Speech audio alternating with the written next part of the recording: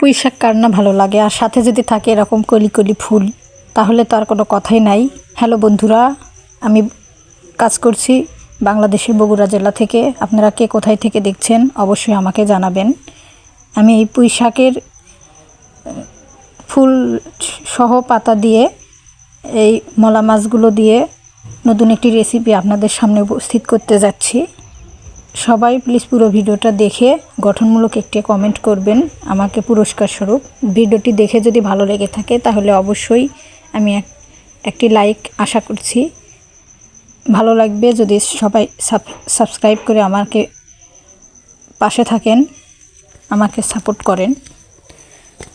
দেখতে পাচ্ছেন যে আমি শাকটা ধুয়ে নিয়েছি, এর মধ্যে মসুর ডাল দিয়েছি, আদা রসুন বাটা, সাদা সরিষা বাটা, লবণ, হলুদ।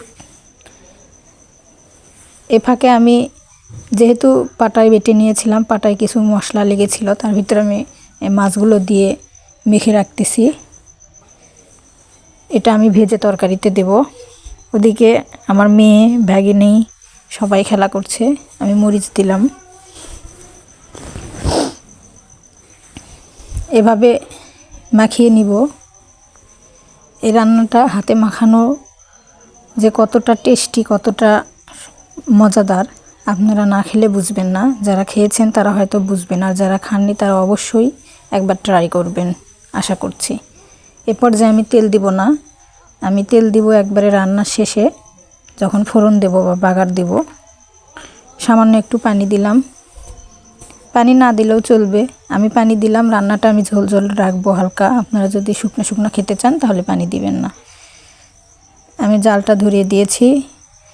একে তো পুঁই শাকের এই এত সুন্দর একটা রেসিপি, তার সাথে মাটির চুলায় রান্না, দুয়ে মিলে ভীষণ মজাদার হবে নিশ্চয়, আশা করছি। দেখুন শাকগুলো কতটা নেতিয়ে গেছে, আরও কিছুক্ষণ হবে। এরপর যে আমি মাছটা ভেজে নিব। গ্রামের সৌন্দর্যই আসলে আমি মনে করি মাটির চুলার রান্না। যতই গ্যাস থাকুক, ওভেন থাকুক, বা আপনার যত সিস্টেমে রান্না করুন না কেন, মাটির চুলার রান্নার মতো রান্না গ্রামে হয় না। দেখুন কত সুন্দর কালার এসেছে। এখন আমি খাবো। আমি তড়িঘড়ি খেতে বসেছি, ধৈর্য সচ্ছে না, এই আর কি।